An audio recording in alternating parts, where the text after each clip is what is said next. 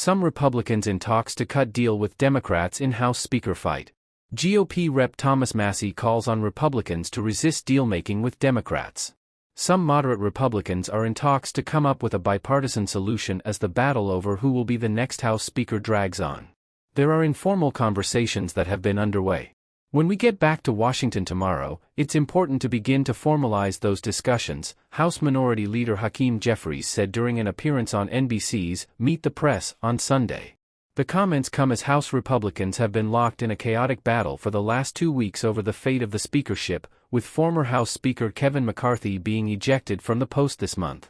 Representative Jim Jordan, Republican Ohio, was nominated by a majority of Republicans on Friday but faces an uphill battle in gaining enough support among his GOP colleagues in a floor vote in which all Democrats are expected to oppose him.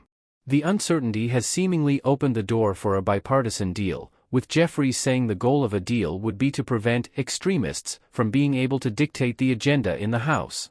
The current rules of the House have facilitated a handful of Republicans being able to determine what gets voted on in the House of Representatives, and that undermines the interests of the American people.